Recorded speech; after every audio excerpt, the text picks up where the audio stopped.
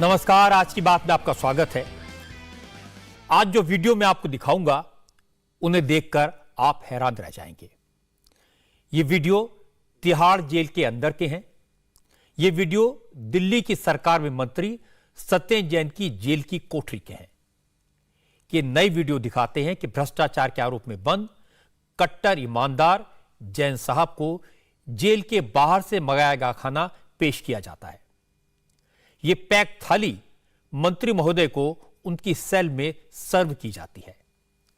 सत्येंद्र जैन की सेवा में तैनात लोगों को उनकी मालिश करते आपने कल देखा था। फिर सत्येंद्र जैन ने कोर्ट में शिकायत की कि जेल में उन्हें अच्छा खाना नहीं दिया जाता, उनका वजन कम हो रहा है।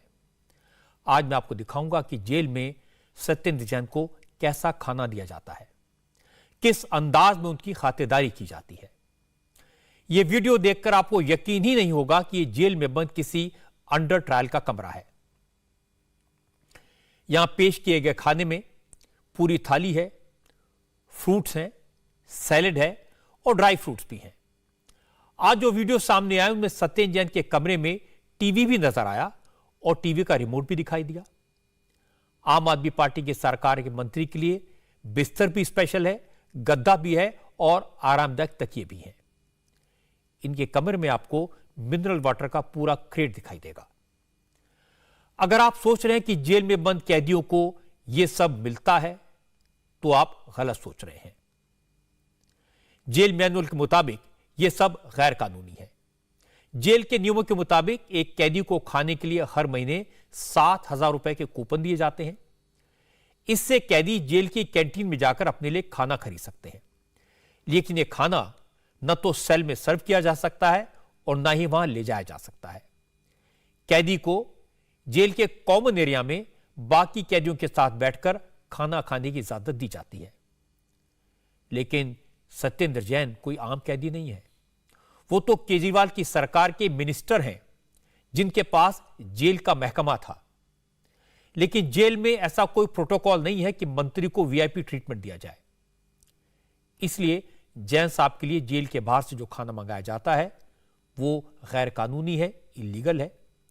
उनकी सेवा में जो मिनरल वाटर और ड्राई फ्रूट सर्व किए जाते हैं वो भी नियमों के खिलाफ है।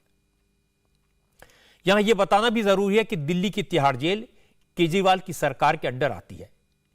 दिल्ली का वो हॉस्पिटल जिसने सत्येंद्र जैन के लिए स्पेशल बेड और पिलो रेकमेंड किए वो भी दिल्ली सरकार के अंडर है। इस बैकग्राउंड में जब आप सत्येंद्र जैन के आज के 3 वीडियो देखेंगे तो सारा माजरा समझ में आ जाएगा। आपको यह भी पता चल जाएगा कि आज कोर्ट में सत्येंद्र जैन के वकील ने टीवी पर यह वीडियो दिखाए जाने पर रोक लगाने की मांग क्यों की। आज एक बार फिर कट्टर ईमानदार मंत्री की पोल खुल जाएगी। आज सत्येंद्र जैन के जो 3 नए वीडियो सामने आए उन्हें एक बार फिर से देखते हैं, एक एक करके। इन वीडियोस में सत्येंद्र जैन अपने सेल में बैठकर बड़े आराम से पैक्ड थाली, सैलेड और ड्राई फ्रूट खाते दिखाई देंगे। सत्येंद्र जैन के सेल में मिनरल वाटर का पूरा क्रेट इंतजाम किया गया है। जेल के दूसरे कैदी सत्येंद्र जैन की खातेदारी कर रहे हैं। उन्हें सेल के अंदर खाना सर्व किया जा रहा है। बीजेपी का कहना है कि सत्येंद्र जैन के जो वीडियो सामने आ रहे हैं उन्हें देखकर ऐसा लगता है कि वो जेल में नहीं बल्कि किसी रिजॉर्ट में छुट्टियां मना रहे हों। आज जो वीडियो सामने आए हैं वो 13 सितंबर, 1 अक्टूबर और 3 अक्टूबर के हैं। मजे की बात है कि सत्येंद्र जैन के वकील कोर्ट में यह दलील दे रहे हैं कि उनके क्लाइंट को जेल के अंदर ठीक से खाना नहीं मिलता, उनका वजन कम हो रहा है। सत्येंद्र जैन के वकील ने कोर्ट में एक अर्जी भी दाखिल की है जिसमें डिमांड की गई है कि सत्येंद्र जैन को उनके धर्म के मुताबिक जैन फूड मुहैया कराया जाए। लेकिन आज जो वीडियो सामने आए उन्हें देखकर तो कहीं से नहीं लगता कि जेल के अंदर सत्येंद्र जैन को ठीक से खाना नहीं मिलता। 1 अक्टूबर जो वीडियो है उसमें सत्येंद्र जैन चटनी के साथ सैलेड खाते दिखाई देंगे। वो एक बैग से एक केला निकालकर खाते भी दिखाई दे रहे हैं। 3 अक्टूबर के वीडियो में वो ड्राई फ्रूट खाते दिखाई दे रहे हैं। जबकि 13 सितंबर को वीडियो में साफ साफ दिखाई दे रहा है कि सत्येंद्र जैन की सेवा में खाने के कई डिब्बे मंगाए गए हैं जो जेल के बाहर से आए मालूम पड़ते हैं। एक कैदी उन्हें खाना सर्व करते हुए भी दिखाई दे रहा है। और फिर थोड़ी देर में दूसरा कैदी उनके लिए बड़े से प्लेट में सैलेड लेकर आता है। सत्य जैन का बेड काफी कंफर्टेबल है, तकिए भी हैं, पैर के नीचे बेड साइड कारपेट भी है। अब इस वीडियो को देखकर कौन कह सकता है कि जेल के अंदर का वीडियो है? इसलिए सत्य जैन इन वीडियोस के लीक होने से परेशान हैं।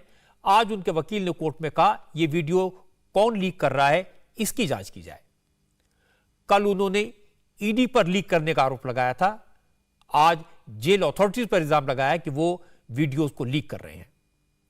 सत्य जैन ने कोर्ट से मांग की है कि मीडिया को यह वीडियो दिखाने से रोका जाए, लेकिन उन्होंने कोर्ट में यह नहीं कहा कि यह वीडियो गलत है, फर्जी है, या इनमें जो दिखाया जा रहा है वो कानूनी तौर पर सही है। सत्य जैन को जेल में वीवीआईपी ट्रीटमेंट क्यों दिया जा रहा है, इसकी वजह बीजेपी लीडर मंजिंदर सिरसा से सुनते हैं। सिरसा ने कहा कि सत्य जैन ने केजरीवाल को मोटा माल कमा कर दिया है और सत्य जैन ही केजरीवाल के सबसे बड़े राजदार हैं। केजरीवाल को डर है कहीं सत्य जैन ने अपना मुंह खोल दिया तो उनका सच दुनिया के सामने आ जाएगा। इसीलिए जेल में होने के बाद भी केजरीवाल उन्हें पद से हटा नहीं पा रहे और जेल में सत्य जैन की पूरी खातिरदारी की जा रही है। केजरीवाल अब तक झूठ बोल रहे थे, कोर्ट को भी गुमराह कर रहे थे कि सत्येंद्र जैन का 28 किलो जेल के दौरान वेट कम हो गया, जबकि सच्चाई ये है कि सत्येंद्र जैन सीसीटीवी वीडियो के अंदर दिखाई दे रहा किस तरह फल फ्रूट खा रहा है। यह कहा जा रहा था उसको खाना नहीं मिलता, वो अनाज सेवन नहीं कर रहा, यहां तो वो फल फ्रूट और बादाम खाता दिखाई दे रहा। और यही नहीं, जेल का दरवाजा, पहली बार दुनिया के अंदर किसी ने ऐसी जेल देखी होगी जिसका दरवाजा खुला हुआ है, जिसका दिल कर रहा है अंदर आ रहा है, जिसका दिल कर रहा है वो बाहर जा रहा है। कोई खाना लेके आ रहा है तो कोई खाना लेके बाहर जा रहा है। ऐसी जेल देश में, दुनिया में कभी किसी ने नहीं देखी होगी जैसी अरविंद केजरीवाल जी ने अपने दोस्त सत्येंद्र जैन, जो कि उनकी पैसे की हवस को, पैसे की लालसा को पूरा करता है, उसके लिए बनवाई है। अब तो सीसीटीवी में सारी दुनिया के सामने है कि अरविंद केजरीवाल किस कदर इस आदमी के लिए, एक क्रिमिनल के लिए झूठ बोल रहे हैं, उसको बचाने तक यहां तक जा रहे हैं कि एक रेप करने वाले को भी उसकी सेवा में लगा रखा है और उसको फिजियोथेरेपिस्ट बता रहे हैं। और अब खाने की वीडियो सामने है। अरविंद केजरीवाल सत्येंद्र जैन को क्यों बचाना चाहते हैं, यह सवाल बहुत बड़ा है, क्योंकि अरबों रुपए का सवाल है, अरबों रुपए का, क्योंकि अरबों रुपए जो सत्येंद्र जैन ने अरविंद केजरीवाल को कमा कर दिए हैं। इस मजबूरी में अरविंद केजरीवाल सत्येंद्र जैन को ना मंत्री पद से हटा पा रहे हैं और ना ही ऐसा वीआईपी ट्रीटमेंट देने से रोक पा रहे हैं। सत्य जैन के आज के वीडियोस को लेकर कांग्रेस के नेता अलका लांबा ने भी केजरीवाल पर बड़ा अटैक किया। अलका लांबा ने कहा आज जो हो रहा है वो दिल्ली में केजरीवाल के साथ आंदोलन करने आए लोगों के मुंह पर तमाचा है, क्योंकि जो लोग करप्शन के खिलाफ जंग लड़ने आए थे उन्हीं पर भ्रष्टाचार के गंभीर आरोप लगे हैं। और सबसे बड़ी बात है कि सत्य जैन केजरीवाल के राजदार हैं, इसलिए केजरीवाल उन पर कोई एक्शन नहीं लेंगे। ये जोरदार तमाचा आंदोलन के जुड़े उन लोगों के मुंह पर है जो रामलीला मैदान में अरविंद केजरीवाल के साथ बैठे थे, परिवारवाद के खिलाफ आए थे, भ्रष्टाचार के खिलाफ आए थे, राजनीति को बदलने आए थे, राजनीति में पैसे के लेन देन, सत्ता के दुरुपयोग के खिलाफ आए थे। और आज सबका दुरुपयोग होते हुए सब देख रहे हैं। गुलाब सिंह यादव इन्हीं के विधायक, इन्हीं के क्रांतिकारियों द्वारा पीट दिए गए। क्यों? क्योंकि पैसों का लेन देन किया, टिकट बेची उन्होंने।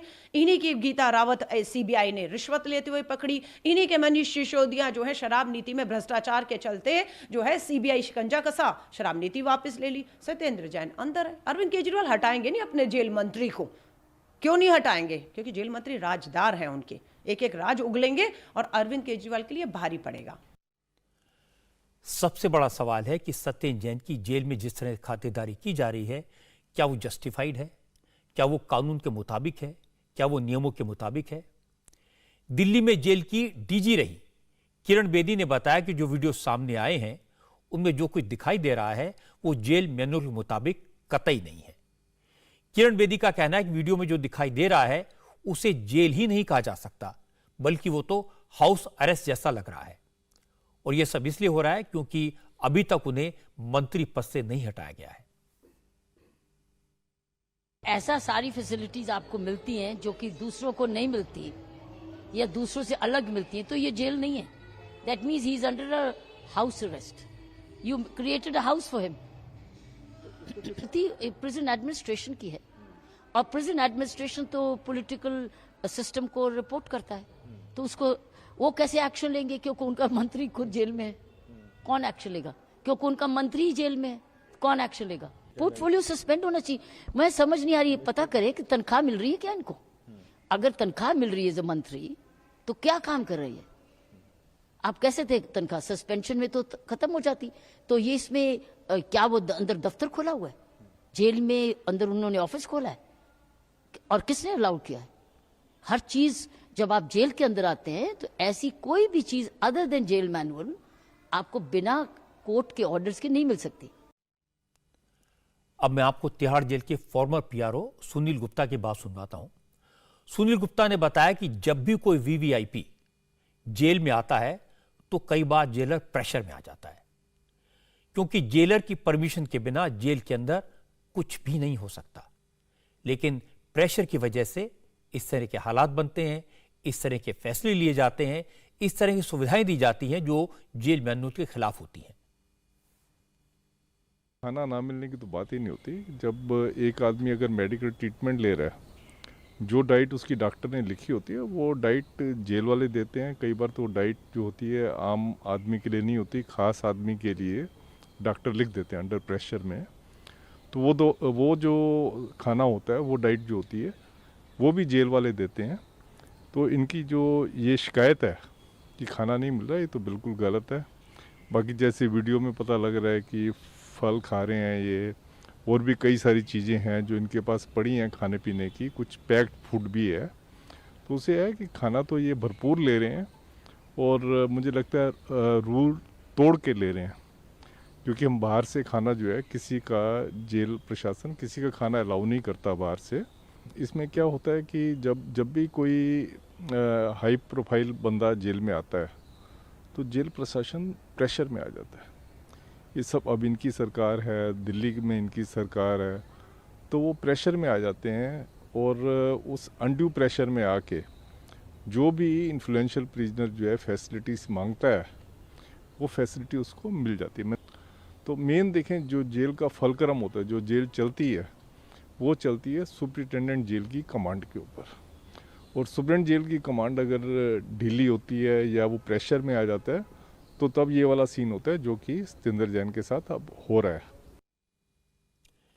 जेल के बारे में यह समझना जरूरी है कि किसी भी जेल में सारे काम जेल मैनुअल के हिसाब से किए जाते हैं या किए जाने चाहिए। जैसे खाने के लिए जेल में कैंटीन होती है, जिसके लिए कैदी अपनी जेब से पैसे देकर कूपन खरीद सकते हैं। इन कूपन से खाना खरीदकर वो कॉमन एरिया में बैठकर खा सकते हैं। इन कूपन से फ्रूट और मिनरल वाटर भी खरीदे जा सकते हैं, पर कुल खरीदारी 7,000 रुपए महीने से ज्यादा नहीं हो सकती। 7,000 रुपीज पर मंथ की लिमिट होती है। अगर कोई कैदी बीमार हो जाए तो जेल में एक हॉस्पिटल होता है, वहां डॉक्टर देखते हैं और कोई ट्रीटमेंट रिकमेंड करें तो मेडिकल रूम में इलाज किया जाता है। ज्यादा बीमार हो तो हॉस्पिटल रेफर कर दिया जाता है। इसलिए सत्येंद्र जैन को उनके सेल में जो खाना दिया जा रहा था वो नियमों के खिलाफ है। उनके जो हेड मसाज और फीट मसाज की जा रही थी वो भी नियम कायदे के खिलाफ है। अगर ये वाकई में फिजियोथेरेपी होती तो भी जेल के रूल सेल में इसकी परमिशन नहीं देते। और ये ठीक है कि उनके लिए जो बेड, पिलो और टीवी दिया गया उसके लिए सत्येंद्र जैन को स्पेशल परमिशन दी गई है, लेकिन बाकी सारे के सारे कानून मिनिस्टर सत्येंद्र जैन के लिए तोड़े गए। और बदनामी से बचने के लिए जैन साहब के वकील ने कोर्ट से कहा है कि ये वीडियो दिखाने पर रोक लगा दी जाए, पाबंदी लगा दी जाए। लेकिन आज खाने का वीडियो सामने आने के बाद केजरीवाल और सिसोदिया ने सत्येंद्र जैन के डिफेंस में एक लफ्ज नहीं कहा। आपके ओहदे का मसाज का वीडियो जब सामने आया था तो इन दोनों ने अपने कट्टर ईमानदारी मंत्री को जबरदस्त तरीके से डिफेंड किया था। और जिस तरीके से उन्होंने इसका बचाव किया था उसको लेकर केजरीवाल को काफी एम्बेरसमेंट का सामना करना पड़ा था, क्योंकि बाद में यह बात सामने आई कि उन्हें किसी तरह की फिजियोथेरेपी नहीं दी जा रही, बल्कि जो व्यक्ति उनके हाथ पैर दबा रहा था, हेड मसाज दे रहा था, वो एक रेप के इल्जाम में जेल में बंद है। इसलिए आज जब दिल्ली के deputy chief minister Manish Sisodia से सत्येंद्र जैन को लेकर सवाल पूछे गए तो उन्होंने सवाल को डाइवर्ट करने की कोशिश की। सत्येंद्र जैन के खाने के जवाब में सिसोदिया ने कूड़े के पहाड़ की बात की, फर्जी वीडियो वायरल करने का आरोप लगाया, लेकिन सत्येंद्र जैन के वीडियो को लेकर कोई जवाब नहीं दिया। वो रोज नई कहानी का वीडियो लाएंगे क्योंकि उन्होंने कोई काम तो किया नहीं, कोई झूठे सच्चे वीडियो लाते रहेंगे। कोई डिफेंसिव नहीं है। भारतीय जनता पार्टी घबराई हुई है, बौखलाई हुई है कि ये कूड़े के पहाड़ इतने खड़े कर रखे हैं। जनता इस बार भारतीय जनता पार्टी की चॉइस को कूड़े के ढेर में बदलने वाली है। इन वीडियोस को झूठा तो सत्येंद्र जैन के वकील ने भी नहीं कहा, कोर्ट में भी उन्होंने यह नहीं कहा। ये वीडियो तो सीसीटीवी फुटेज हैं, जेल के सीसीटीवी में रिकॉर्ड हुए हैं। इन्हें कोई फर्जी और झूठा तो नहीं बता सकता। इसलिए परेशानी तो है, आम आदमी पार्टी के पास कोई जवाब नहीं है। लेकिन इस पार्टी के एक और लीडर राघव चड्ढा ने और भी इंटरेस्टिंग बात कही। उन्होंने कहा जो भ्रष्टाचारी हैं वो केजरीवाल के नाम से घबराते हैं। अपराधियों के दिल में केजरीवाल का खौफ बसा हुआ है क्योंकि केजरीवाल सबको जेल में डाल देते हैं। वो शोले पिक्चर में एक डायलॉग था ना कि सो जा बेटा सो जा, नहीं तो गब्बर आ जाएगा। आज गुजरात से मीलों दूर जब कोई भ्रष्टाचारी रोता है तो उसकी मां कहती है बेटा सो जा नहीं तो केजरीवाल आ जाएगा और तेरे को जेल में डाल देगा। अरविंद केजरीवाल जी का जन्म ही भारत देश से भ्रष्टाचार और महंगाई खत्म करने के लिए हुआ है साथी। राघव चड्ढा कह रहे थे कि केजरीवाल सारे भ्रष्टाचारों को जेल में डाल देंगे, लेकिन उन्होंने ये नहीं बताया कि केजरीवाल अपने विरोधियों को जेल में डालेंगे तो क्या उनको वही सुविधाएं मिलेंगी, वही मसाज और खाना मिलेगा जो सत्येंद्र जैन को मिलता है। बहरहाल आम आदमी पार्टी के इस फिल्मी डायलॉग का जवाब उत्तर प्रदेश के मुख्यमंत्री योगी आदित्यनाथ ने दिया। योगी आदित्यनाथ ने कहा कि जिस तरह से हर दिन आम आदमी पार्टी के नए नए घोटाले सामने आ रहे हैं, उससे तो यही लगता है ये कांग्रेस का ही दूसरा रूप है। आम आदमी पार्टी तो कांग्रेस की ही कार्बन कॉपी है, कोई अंतर नहीं है। रोज उनके कोई ना कोई एक नया घोटाला उनका सामने आता है। किस कदर दिल्ली को इन्होंने बर्बाद कर दिया, किस कदर नौजवानों के भविष्य के साथ खिलवाड़ कर रहे हैं। कोरोना कालखंड के अंदर दिल्ली के अंदर लोगों को कोई सुविधा नहीं दी इन लोगों ने। वहां की जनमानस के जीवन के साथ खिलवाड़ कर रहे थे। झूठी अफवाह फैलाते हैं, झूठा ख्वाब दिखाते हैं, अराजकता फैलाने का काम करते हैं। योगी आदित्यनाथ आज चुनाव के प्रचार के लिए गुजरात में थे। योगी ने आज गुजरात के 4 जिलों में इलेक्शन कैंपेन किया। सबसे पहले द्वारका पहुंचे, जहां पर उन्होंने द्वारकाधीश मंदिर में पूजा अर्चना की।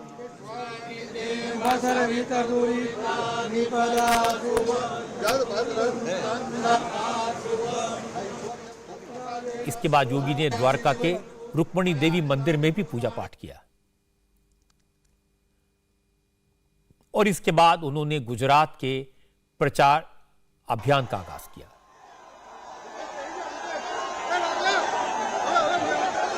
द्वारका के अलावा योगी आदित्यनाथ ने कच्छ और मोरबी में भी जनसभाएं की। योगी ने कहा जब से नरेंद्र मोदी की सरकार आई है, देश लगातार तरक्की कर रहा है।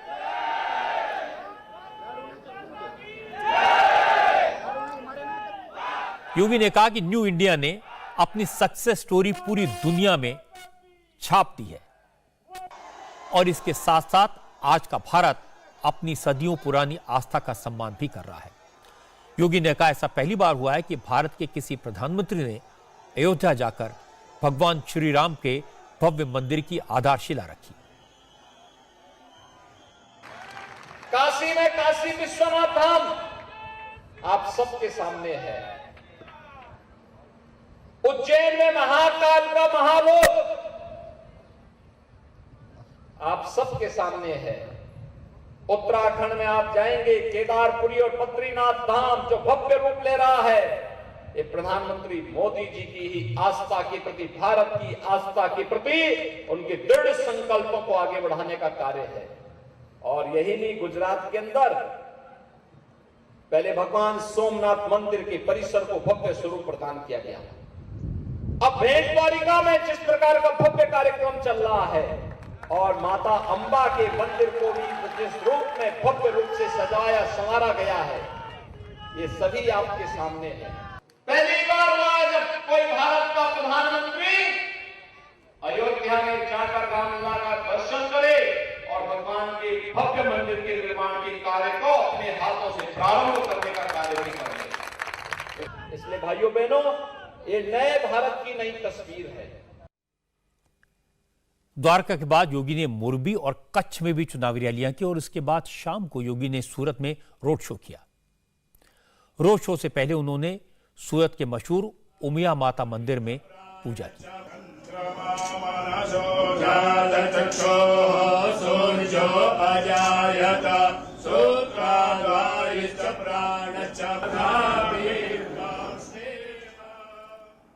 आज प्रधानमंत्री नरेंद्र मोदी भी चुनाव प्रचार के लिए गुजरात में थे। वो बीजेपी के सबसे बड़े स्टार प्रचारक हैं। मोदी ने महसाणा, दाहोद, भावनगर और वडोदरा में चुनावी सभाएं की। जबरदस्त भीड़ थी। मोदी ने कहा कि बीजेपी की नीति, रीति और रणनीति का सिर्फ एक ही मकसद है, जनता की भलाई करना।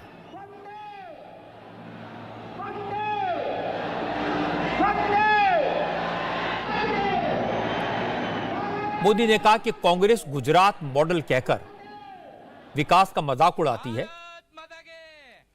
फिर मोदी ने लोगों को बताया कि कांग्रेस का मॉडल क्या है और कहा कि कांग्रेस का मॉडल तो लोगों को पिछड़ा बनाए रखने वाला है। भारत माता की वंदे। कांग्रेसનું મોડેલ એટલે અરબો ખરબોનો ભ્રષ્ટાચાર। કોંગ્રેસનું મોડેલ એટલે એની મોડેલની એક જ ઓખાણ ભાઈ ભતીજાવાદ। કોંગ્રેસનું મોડેલ એટલે વંશવાદ। કોંગ્રેસનું મોડેલ એટલે પરિવારવાદ। કોંગ્રેસનું મોડેલ એટલે જાતિવાદ। કોંગ્રેસનું મોડેલની પહેચાન સંપ્રદાયવાદ, વોટ બેંક પોલિટિક્સ આજ કોંગ્રેસની પહેચાન। અને કોંગ્રેસે સત્તામાં ટકી રહેવા માટે ભાગલા પાડો, સમાજના જેટલા ટુકડા થઈ શકે એટલા ટુકડા કરો, શહેરને ગામડા જોડે લડાવો, ગામડાને શહેર જોડે લડાવો, આ જાતિને પેલી જાતિ જોડે, આ જાતિને પેલી જાતિ જોડે, આ જિલ્લાને પેલા જિલ્લા, આ જ કર્યા કરવાનું, આ જ કર્યા કરવાનું। અને એટલે બીજી પાછી કરામત કરી લોકોને પછાતા જ રાખવાના, લોકોની સ્થિતિ એવી રાખવાની કે કાયમ ગરીબોને બિચારાને હાથ લાંબો કરીને ઉભા રહેવું પડે અને સરકાર મા બાપ કઈ ને કઈ આપે। આ એમનું મોડેલ।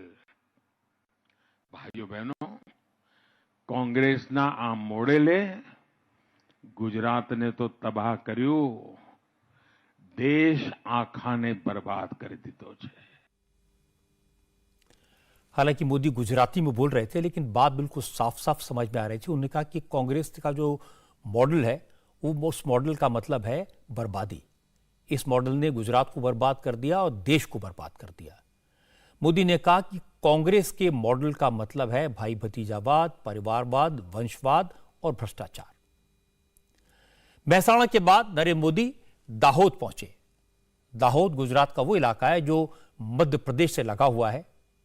यहां आदिवासी वोटर्स की तादाद काफी है, इसलिए दाहोद में मोदी ने आदिवासियों की बात की, ट्राइबल्स की बात की। उन्होंने कहा कि गुजरात के बहुत से इलाकों में आदिवासी बसे हैं।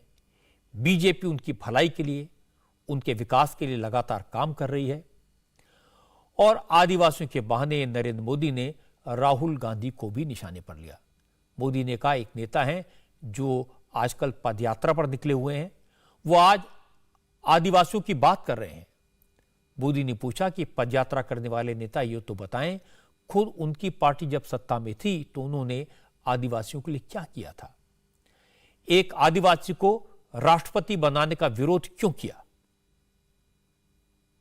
આદિવાસી સમાજનું કોંગ્રેસે આઝાદી પછી એને આટલી બધી વાર મોકા મળ્યા, આટલી બધી સત્તા ભોગવવા મળી, પંચાયતથી પાર્લામેન્ટ સુધી એકલા જ હતા, પણ એમને ક્યારે તમારી આ જાણ આવી, તમારી આ સુખ દુઃખની ચિંતા ના કરી, ચૂંટણી આવે એટલે મોટી મોટી વાતો કરીને વોટ કરીને જતા રહેવાનું. આજે 75 વર્ષ પછી આપ વિચાર કરો, 75 વર્ષ થઈ ગયા, આ દેશમાં ઢગલાબંધ રાષ્ટ્રપતિ બની ગયા, પણ કોંગ્રેસના લોકોને ક્યારે કોઈ આદિવાસીને રાષ્ટ્રપતિ બનાવવાનો વિચાર ના આવ્યો. ભાઈઓ, એક ભાઈ પદ માટે યાત્રા કરી રહ્યા છે. આ પદ માટે ફાંફા મારતા લોકોને પૂછવા માંગુ છું કે જ્યારે ભારતીય जनता પાર્ટીએ એક આદિવાસી બહેનને રાષ્ટ્રપતિના ઉમેદવાર બનાયા, તો એમને ટેકો આપવામાં તમારા પેટમાં શું દુખતું હતું ભાઈ? અરે મોકળા મને કહેવું તો, એક આદિવાસી દીકરી આ દેશની રાષ્ટ્રપતિ બનતી હોય તો અમારા કોઈ રાજકીય મતભેદો નથી, અમે 100% ટેકો આપીશું, પણ એવું ના કર્યું.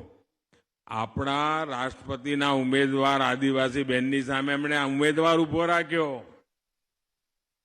એમને હરાવવા માટે આકાશ પાતાળ એક કર્યો.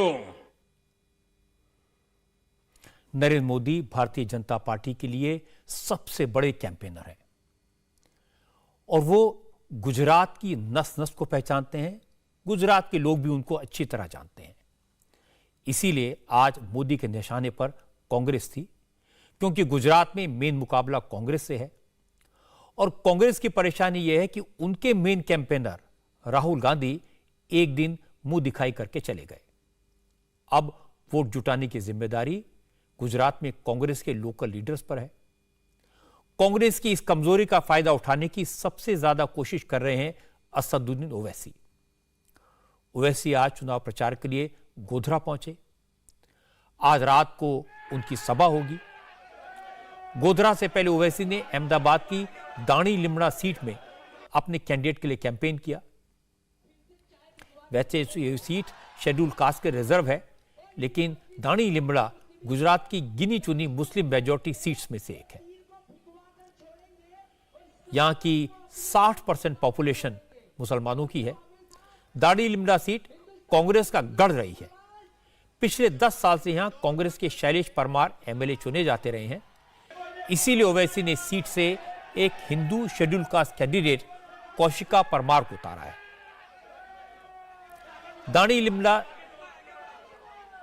सीट की रैली पर ओवैसी के निशाने पर कांग्रेस रही. उन्होंने कहा कि पूरे अहमदाबाद का कचरा यहीं जमा होता है, लेकिन कांग्रेस कुछ नहीं करती. ओवैसी ने कहा, अपनी इन्हीं हरकतों की वजह से आज कांग्रेस ऐसी हालत में पहुंच गई है, वो अब किसी भी दवा के इलाज से ठीक नहीं हो सकती. कांग्रेस पार्टी से अब कुछ होने वाला नहीं है. कांग्रेस पार्टी अब पूरे मुल्क में खत्म हो रही है. कांग्रेस पार्टी आप देखना, 2024 में इनके 24 एमपी भी कामयाब नहीं होंगे इंशाअल्लाह. और लोग बोलते हैं कि कैसे होगा. आप देखना, अब कांग्रेस पार्टी में अगर कोई आदमी कमजोर होता है तो डॉक्टर के पास लेकर जाते या हकीम के पास लेकर जाते. जब कोई कमजोर हो जाता है तो डॉक्टर उसकी नब्ज देखकर या हकीम साहब देखकर बोलते हैं कि दवा दे सकते हैं, इसको अच्छा ताकतवर हो जाएगा. मगर दुनिया के किसी हकीम के पास कांग्रेस को ताकतवर बनाने की दवा नहीं रही.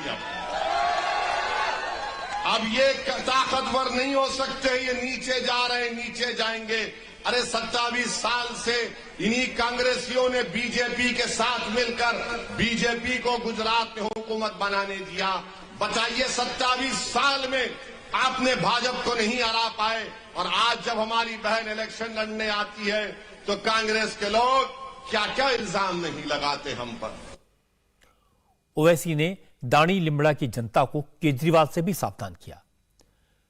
कहा कि दिल्ली से आया छोटा रिचार्ज बड़ी बड़ी गारंटी दे रहा है, लेकिन मुसलमान भाइयों को केजरीवाल पर भरोसा नहीं करना चाहिए, क्योंकि केजरीवाल ने सीएए का सपोर्ट किया था, कोरोना काल में तबलीगी जमात को बदनाम किया था. दिल्ली का छोटा रिचार्ज आकर कहता है कि मैं ऐसा कर दूंगा, मैं वैसा कर दूंगा। मैं आपको बता रहा हूं, इस दिल्ली की पार्टी के छोटे रिचार्ज के बारे में, दिल्ली में एक इलाका है ओखला, आप गूगल करके देख लीजिए इंटरनेट पर जाकर, उस ओखला के इलाके में भी इसी तरह के कचरे को लाकर डाला जाता है। क्यों कचरा लाकर डाला जाता है? इसलिए कि उस इलाके में अल्पसंख्यक समाज, मुसलमान और दलित रहते हैं। तो यहां पर भी वही हाल है, दिल्ली के ओखला में भी वही हाल है। और आप याद रखिए, ये जो छोटा रिचार्ज की पार्टी है, ये बड़ी दावे और झूठ बोलने में माहिर है कि हम ये गारंटी कार्ड। मेरे अजीज दोस्तों और बुजुर्गों, जब कोविड चल रहा था तो कोविड के दौरान दिल्ली में पूरे देश में सबसे पहले अगर किसी ने तबलीगी जमात पर झूठा इल्जाम लगाया तो यही छोटा रिचार्ज की पार्टी थी जिसने तबलीगी जमात को सुपर स्प्रेडर का झूठा नाम दिया। यही दिल्ली की पार्टी आम, जिसका नाम आम आदमी पार्टी है, इन्होंने CAA कानून की तायीद की थी। इन्होंने तायीद की थी, मोदी के इस काले कानून की तायीद की थी। आज दानी लिमड़ा हो या फिर मुख्तलिफ इलाकों में आकर झूठी बातें करते हैं कि गारंटी कार्ड। अरे तुम तो हमारी बर्बादी के सामान को तैयार कर रहे थे। और आज यही दिल्ली की जो छोटा रिचार्ज की पार्टी है, पूछिए उनसे, जब आपके दरमियान में आकर कहेंगे कि हमको वोट दे दो, उनसे पूछो, बताओ बिल्किस बानो पर तुम्हारी क्या राय है, तो बोलेंगे नहीं, हम बिल्किस के बारे में नहीं बात करेंगे। ओवैसी पहली बार गुजरात में विधानसभा के चुनाव के मैदान में हैं। इससे पहले उन्होंने पश्चिम बंगाल और उत्तर प्रदेश के चुनाव मैदान में भी किस्मत आजमाई थी, लेकिन दोनों जगह उनके सारे कैंडिडेट हार गए। गुजरात में तो ओवैसी के एक उम्मीदवार ने पार्टी ही बदल ली, इसीलिए अब ओवैसी फूंक फूंक कर कदम रख रहे हैं। अब ओवैसी जनता को यह यकीन दिला रहे हैं कि वो कोई पहली बार गुजरात नहीं आए हैं, वो तो पिछले 20 साल से गुजरात आते रहे हैं और मरते दम तक मुसलमानों के लिए आवाज बुलंद करते रहेंगे। मैं आपसे वादा कर रहा हूं कि मैं पहली मर्तबा यहां पर नहीं आया हूं गुजरात को। जब 2002 के फसादात चल रहे थे तो मैं हैदराबाद से 50 लाख की दवाओं के साथ 20 डॉक्टरों को लेकर आया था। शालम की दरगाह में हम लोग रुकते थे, वहां पर हमने कैंप चलाया, वटवा में चलाया, जूहापुरा में चलाया। शायद इस इलाके में आए थे या नहीं आए थे मुझे नहीं मालूम, मगर हम गुजरात को आए हैं। मैं आपको वादा कर रहा हूं कि मैं सिर्फ चुनाव के तक गुजरात को नहीं आया हूं, अल्लाह जब तक मुझे जिंदा रखेगा मैं आता रहूंगा। मेरी सियासी जिंदगी आवाम के दरमियान में रही है, और जब मैं इस दुनिया से जाऊंगा कब्रस्तान को, किसी कब्रस्तान को मुझे नहीं मालूम, मैं तुम्हारे कंधों पर जाऊंगा। मगर जब तक अल्लाह जिंदा रखेगा मैं आपको इत्मीनान दिला रहा हूं कि जुल्म को मैं बर्दाश्त नहीं करता, जालिम से हाथ नहीं मिलाता। मैं किसी ताकतवर के आगे सर नहीं झुकाता। मैं आवाम का था, मैं आवाम का ही रहूंगा। मैं आपका खादिम हूं और आपके दरमियान में रहकर हम लड़ाई लड़ते हैं। मुझे कोई मंत्री संतरी बनने का शौक नहीं है, मुझे सिर्फ इतना मेरी जिंदगी का मकसद है कि जब मैं दुनिया से चला जाऊं तो गरीब कहे कि हां, इसके दिल में हमारे लिए थोड़ी सी मोहब्बत थी। ओवैसी पर कांग्रेस बार बार इल्जाम लगाती है कि वो बीजेपी की बी टीम है। कांग्रेस के नेता बार बार कहते हैं कि ओवैसी के चुनाव लड़ने का फायदा बीजेपी को होता है, और ऐसे इल्जामात पर ओवैसी खूब भड़कते हैं। वो कहते हैं कि पिछले लोकसभा चुनाव में तो गुजरात में वो मैदान में नहीं थे, फिर कांग्रेस 26 की 26 सीटें क्यों हारी। ओवैसी के स्तर का कांग्रेस के पास कोई जवाब नहीं है, लेकिन यह बात सही है कि पिछले चुनाव में गुजरात में मुस्लिम वोट कांग्रेस को पड़े थे, पहले भी पड़ते रहे हैं। अब अगर ओवैसी इनमें से वोट काटते हैं तो कांग्रेस को नुकसान तो होगा।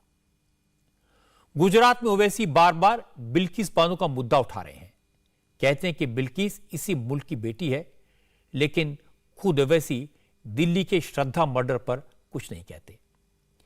यह दिल दहलाने वाली बात सब जानते हैं कि आफताब ने किस बेरहमी से श्रद्धा के शरीर के 35 टुकड़े किए।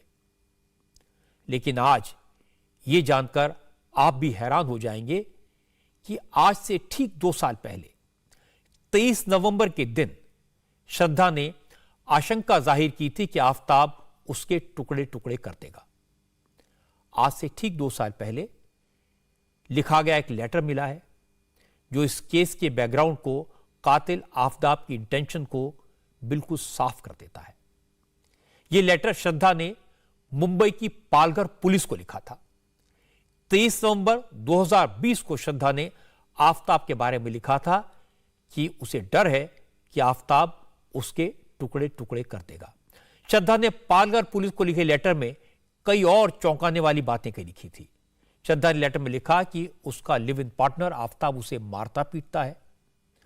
श्रद्धा ने लिखा था कि आज उसने मेरा गला दबाकर जान से मारने की कोशिश की, उसने मुझे धमकाया और ब्लैकमेल किया और मुझे जान से मारकर मेरे टुकड़े टुकड़े कर देगा और फेंक देगा।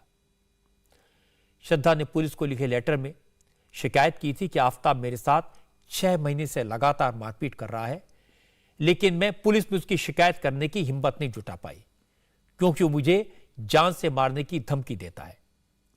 श्रद्धा ने जो आशंका 2 साल पहले जताई थी उसे आफताब ने सच साबित कर दिया।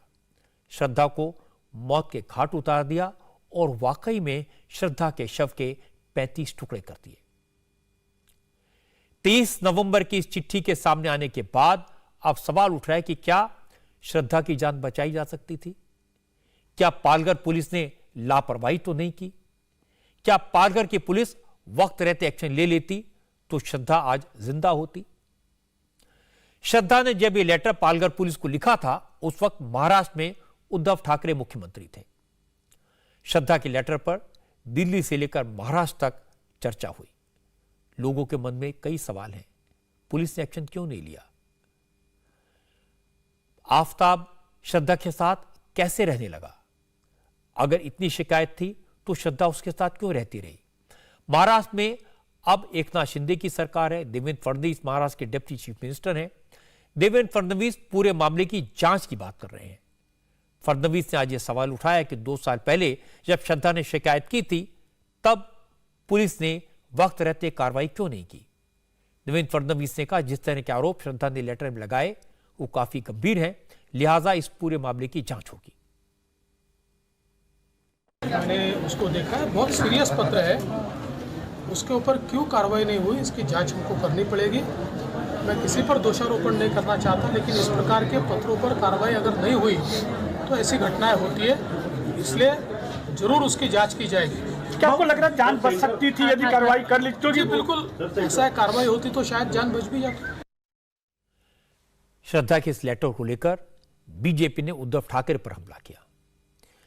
महाराष्ट्र में बीजेपी के नेता राम कदम ने आरोप लगाया कि जिस वक्त श्रद्धा ने पालघर पुलिस से आफताब की शिकायत की थी उस वक्त उद्धव के राज में मुंबई पुलिस वसूली वाला कांड कर रही थी।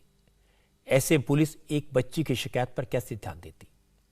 लेकिन अब सरकार बदल चुकी है, पूरा मामला साफ हो जाएगा। जब श्रद्धा ने स्वयं चिट्ठी लिखकर पुलिस से शिकायत की कि उसकी जान को खतरा है, उसकी जान भी जा सकती है, और ये जब चिट्ठी लिखी गई है तो महाराष्ट्र में उस समय उद्धव सरकार थी। कौन से ऐसे कारण हैं कि उद्धव सरकार ने किसी को जान का खतरा है ऐसी चिट्ठी मिलने के बाद भी कार्रवाई नहीं की? वसूली खेल में और तुष्टीकरण की राजनीति में यदि उद्धव सरकार लिप्त नहीं होती, उस चिट्ठी को गहराई से पढ़कर उस पर कार्रवाई करती तो श्रद्धा की जान बच पाती। आज एक और बड़ी बात यह सामने आई कि आफताब श्रद्धा से कैसा व्यवहार करता था, मारता पीटता था, इसकी सारी जानकारी आफताब के माता पिता को भी थी। उनके पेरेंट्स को सब कुछ मालूम था। श्रद्धा ने जब पुलिस स्टेशन में शिकायत की तो इसकी जानकारी भी आफताब के पेरेंट्स को थी। उसके पेरेंट्स ने आकर श्रद्धा से रिक्वेस्ट की, कंप्लेंट वापस लेने को कहा। आज श्रद्धा के पिता ने इंडिया टीवी से बात की, फोन पर बात करते हुए उन्होंने कहा, पुलिस अगर समय रहते सख्त एक्शन ले लेती तो आज श्रद्धा जिंदा होती। श्रद्धा ने साफ साफ लिखा है कि आफ्ताब उसके टुकड़े टुकड़े कर देगा, उसे फेंक देगा। इस पर आपका क्या कहना है?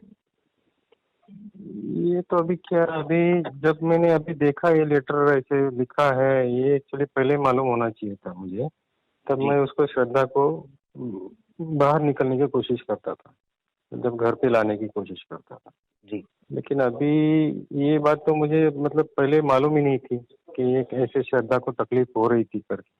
श्रद्धा ने इस बात का भी जिक्र किया है अपने लेटर में कि उसके माता पिता को, यानी कि आफ्ताब के पेरेंट्स को इस बात की पूरी जानकारी थी। ये तो मुझे सही लग रहा है, बिल्कुल सही लग रहा है मुझे, क्योंकि उसके माँ ने मुझे बताया था कि ये श्रद्धा मेरे पास हमेशा आती थी, इनके जब भी झगड़े होती थी तभी वो मेरे पास आती थी। उनका फर्ज बनता था बताने की कि ये ऐसे श्रद्धा तकलीफ में है, तो आप भी जरा कोशिश कीजिए जी। तो मुझे तो यही लग रहा है कि इनका भी इसमें कुछ रोल है। आपको लगता है कि अगर उस वक्त पुलिस ने कार्रवाई की होती तो बिल्कुल बिल्कुल होनी चाहिए, बच सकती थी, बिल्कुल बच सकती थी, 100%। श्रद्धा ने आफ्ताब की शिकायत पालघर के तुलिंज पुलिस स्टेशन में की थी। श्रद्धा की शिकायत पर पुलिस का कहा कि उन्होंने जांच शुरू की थी, जांच के लिए एक अधिकारी को भी अपॉइंट किया गया था। श्रद्धा और आफ्ताब को थाने भी बुलाया गया था, लेकिन जब दोनों पुलिस स्टेशन नहीं आए तो इंक्वायरी ऑफिसर उनके फ्लैट पर गए। पुलिस का कहना है कि आफ्ताब के माता पिता ने दोनों को समझा बुझाकर बात खत्म करा दी थी और बाद में श्रद्धा ने शिकायत वापस ले ली थी। इस मामले में जो भी जरूरी कार्रवाई करनी थी वो कार्रवाई तुलिंज पुलिस की तरफ से की गई है। जो अर्जी दी गई थी, अर्जी के ऊपर में जांच हुई है। जांच के बाद में खुद जो कंप्लेनेंट है, कंप्लेनेंट ने लिखित बयान दिया है कि उसकी अब कोई कंप्लेंट या तकरार रही नहीं है और जो उसका जो ये था फ्रेंड था, उसके फ्रेंड के माँ बाप ने आके उनको मतलब समझाया था दोनों को भी, और अभी उसकी कोई तकरार नहीं है, ऐसा करके उसने रिटर्न स्टेटमेंट दिया था और जिसके चलते वो मतलब वहीं पे वो क्लोज हो गया।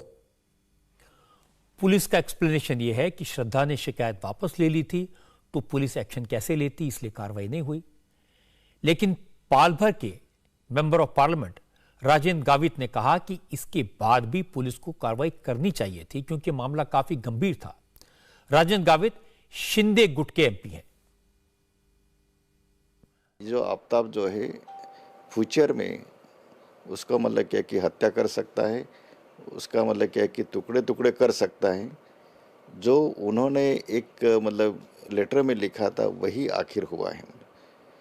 लेकिन दुर्भाग्य से शायद उस पुलिस स्टेशन के अधिकारी मतलब पुलिस डिपार्टमेंट ने यदि सीरियसली उसके ऊपर एक्शन लेते थे तो शायद ये हादसा टल सकता था ऐसा। और शायद ये लेटर की मतलब प्रिकॉशन पुलिस वाले ने न लेने के वजह से शायद मतलब ये हादसा हुआ है, ऐसा मेरा कहना है। मेरा तो यही कहना है, श्रद्धा ने भले वापस उन्होंने मतलब लेटर वापस लेने के लिए रिक्वेस्ट किया था, लेकिन फिर भी पुलिस ने एक बार लेटर देने के बाद उन्होंने सुमोटो के तौर पर उसके ऊपर मतलब कार्रवाई करना चाहिए। ये बात सही है कि अगर शिकायत थी, गंभीर शिकायत थी, तो पुलिस को कार्रवाई तो करनी चाहिए थी। दिल्ली पुलिस भी इस केस को जल्दी से जल्दी सॉल्व करने की कोशिश कर रही है, सबूत जुटाने की कोशिश में लगी है, लेकिन कोई ना कोई परेशानी सामने आती रहती है। आज आफ्ताब का पॉलीग्राफ टेस्ट नहीं हो पाया। पुलिस ने बताया कि आफ्ताब को हल्का बुखार है, लेकिन पॉलीग्राफी टेस्ट करने के पहले का जो प्रोसेस होता है वो पूरा हो चुका है। दिल्ली पुलिस को आज 2 चैट मिले मोबाइल फोन पर। यह चैट श्रद्धा का है और दूसरा आफ्ताब का। श्रद्धा का चैट 18 मई का है। यह वही दिन है जिस दिन श्रद्धा की हत्या की गई। श्रद्धा ने इंस्टाग्राम पर अपने पूर्व मैनेजर करण से चैट की थी, जिसमें उसने लिखा उसे बहुत बड़ी न्यूज बतानी है, लेकिन इसके बाद श्रद्धा की तरफ से कोई बात नहीं की गई। उसी दिन श्रद्धा का रात 9 से 10 बजे के बीच कत्ल हो गया। लेकिन श्रद्धा को लेकर आज जो चिट्ठी सामने आई है, जो खुलासा हुआ है, वो बहुत बड़ी बात है और ये पूरे सिस्टम पर, पूरे समाज पर सवाल उठाता है। अगर 2 साल पहले श्रद्धा को लगता था कि आफताब उसे मार डालेगा, उसके टुकड़े टुकड़े करके फेंक देगा, तो ऐसी क्या मजबूरी थी कि वो आफताब के साथ रहती रही? आफताब के पेरेंट्स ने श्रद्धा को क्या समझाया? अगर श्रद्धा ने पुलिस से कंप्लेंट की थी तो पुलिस ने इसे पूरी गंभीरता के साथ क्यों नहीं लिया?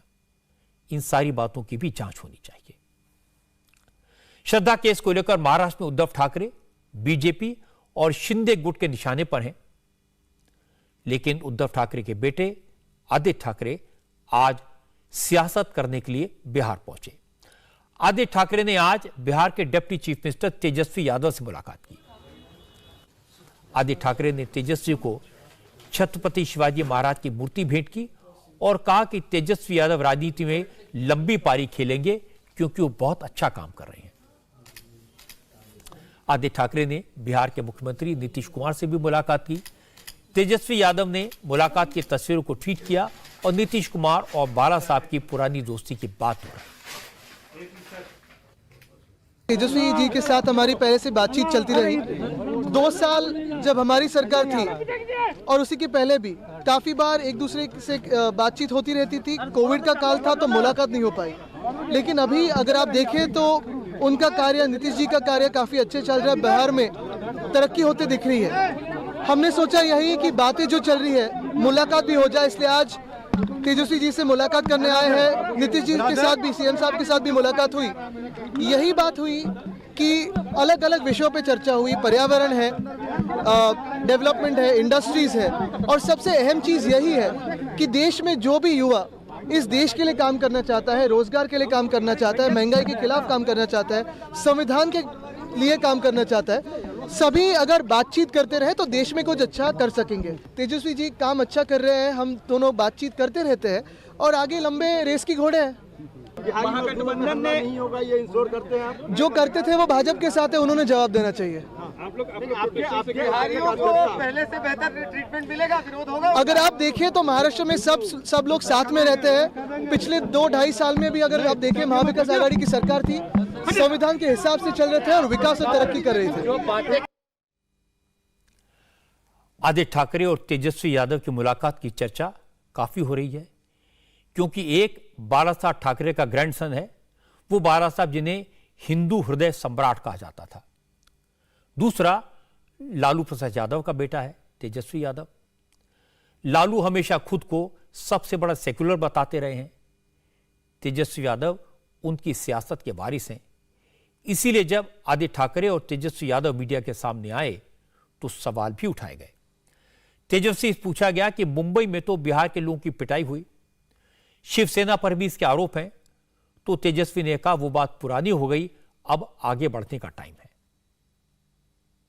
बातें कब्र में चली गई, आप लोग उसको जिंदा करना चाहते हैं।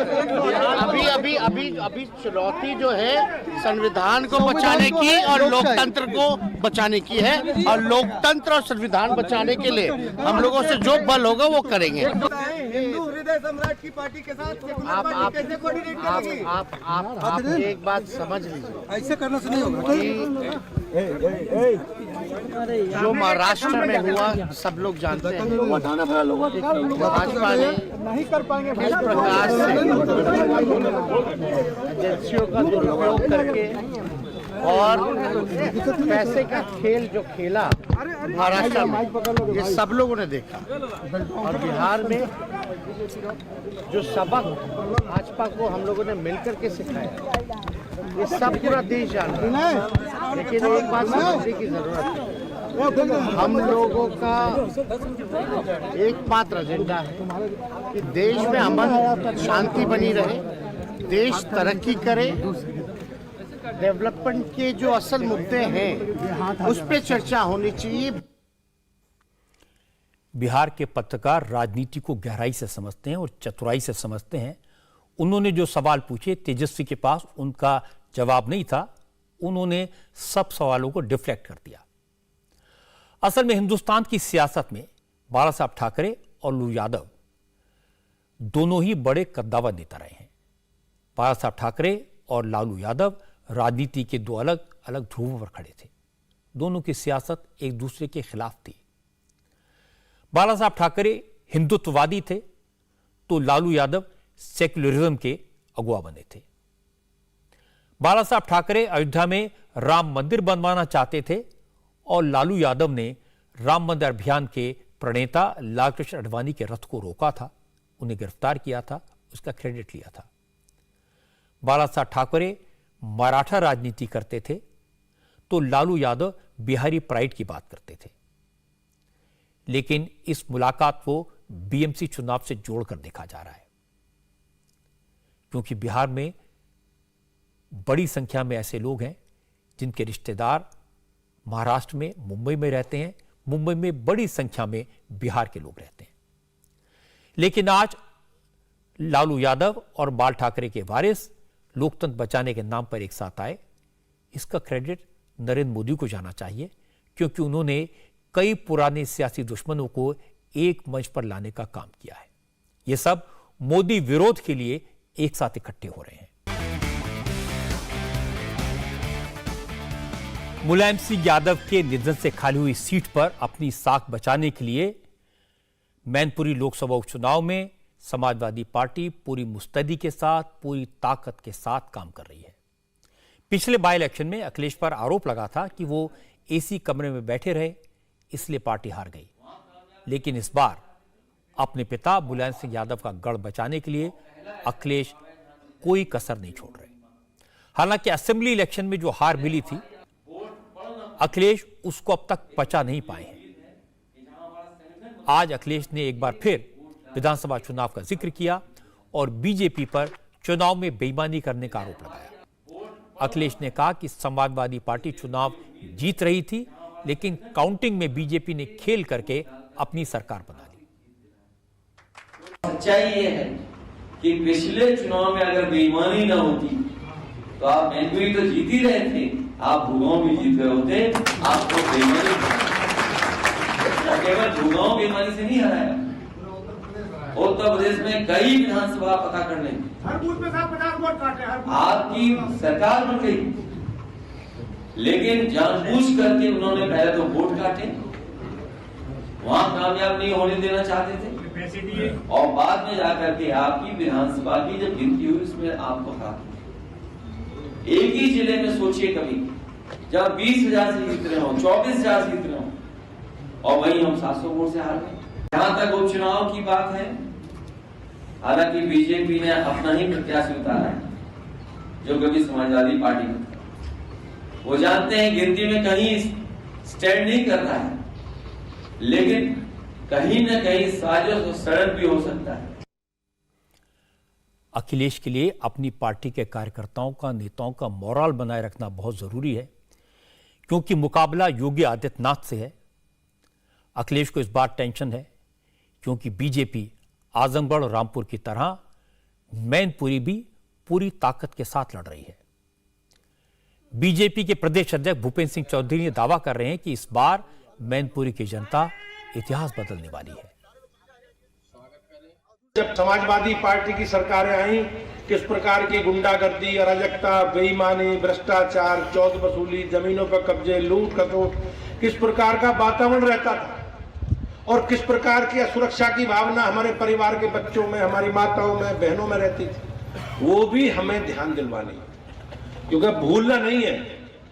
और जो भ्रम को लेकर लोग घूम रहे हैं कि हमारी सीट है, हमारे परिवार की सीट है, हमारी संपत्ति है, हमारा गढ़ है, तो भाइयों बहनों अब कोई किसी का गढ़ नहीं। अब सारा देश प्रदेश भाजपा का गढ़ है। हमने आजमगढ़ भी जीत ली, रामपुर भी जीत ली, कोई सीट बचा नहीं है, और हमें संकल्प लेकर इस विषय को आगे बढ़ाना है। अखिलेश यादव जब जब चुनाव हारते हैं, चाहे पंचायत का हो, असेंबली का हो, लोकसभा का हो, वो आरोप लगाते हैं कि चुनाव में गड़बड़ी हुई है। और ये आरोप उन्होंने कोई पहली बार नहीं लगाया, वो बार बार कह रहे हैं कि विधानसभा चुनाव में उनके साथ बेईमानी हुई, बीजेपी ने अलग अलग इलाकों से 50-50 हज़ार वोट कटवा दिए। लेकिन चुनाव आयोग ने उनसे कहा कि इस बारे में सबूत दो ताकि इस जांच की जाए, लेकिन अब तक चुनाव आयोग को वो कोई सबूत नहीं दे पाए हैं। अब मैं आपको बताता हूं, अपने रिटायरमेंट से 6 दिन पहले पाकिस्तान के आर्मी चीफ जनरल बाजवा ने कौन सा कमाल किया। जनरल बाजवा ने आज पाकिस्तान की हिस्ट्री का सबसे बड़ा झूठ बोला। जनरल बाजवा ने कहा कि 1971 के वॉर में पाकिस्तान के 92,000 सैनिकों ने भारत की फौज के सामने सरेंडर नहीं किया था। सारी दुनिया जानती है कि 1971 में पाकिस्तान के 92,000 फौजियों ने इंडियन आर्मी के सामने हथियार डाले थे। इसे अब तक का सबसे बड़ा सरेंडर कहा जाता है। एक सबूत मौजूद है, लेकिन आज जनरल बाजवा ने कहा कि 1971 में सिर्फ 34,000 पाकिस्तानी सैनिकों ने भारत के सामने सरेंडर किया था और उससे पहले वो बड़ी बहादुरी से लड़े थे। बाजवा ने यह भी कहा कि 1971 की जंग पाकिस्तान की फौज नहीं हारी, ये तो मुल्क के नेताओं की नाकामी थी, इसलिए वो 1971 के वॉर हीरोज को सलाम करते हैं। मैं एक ऐसे मौजू पर भी बात करना चाहता हूं जिस पे अमूमन लोग बात करने से गुरेज करते हैं, और ये बात 1971 में हमारी फौज की साबका मशरकी पाकिस्तान में कारकर्दगी से मुतालिक है। मैं यहाँ पर कुछ हकायक दुरुस्त करना चाहता हूँ। सबसे पहले, साबका मशरकी पाकिस्तान एक फौजी नहीं, एक सियासी नाकामी थी। लड़ने वाले फौजों की तादाद 92,000 नहीं, सिर्फ 34,000 थी। बाकी लोग मुख्तलिफ गवर्नमेंट के डिपार्टमेंट्स में थे। मैं आज इस मौके का फ़ायदा उठाते हुए इन तमाम गाजियों और शहीदों को खराज तहसीन पेश करता हूँ और पेश करता रहूँगा। वो हमारे हीरो हैं और कौम को उन पर फ़ख्र होना चाहिए। जनरल बाजवा को भारत के चीफ ऑफ आर्मी स्टाफ के दफ्तर में लगी वो तस्वीर देखनी चाहिए जिसमें लेफ्टिनेंट जनरल नियाजी सरेंडर करते दिखाई दे रहे हैं। एक ऐसा सच है जिसे पूरी दुनिया जानती है, लेकिन बाजवा ने यह झूठ बोलकर अपने लिए एम्बेरसमेंट पैदा कर ली। अब लोग बाजवा से पूछेंगे, अगर पाकिस्तानी फौज ने सरेंडर नहीं किया था, अगर पाकिस्तानी फौज नहीं हारी थी, तो फिर पाकिस्तान के 2 टुकड़े कैसे हुए, बांग्लादेश कैसे बना। इंडिया टीवी हर वक्त हर जगह डाउनलोड करने के लिए सर्च करें India TV news Google play store या ऐप स्टोर पर।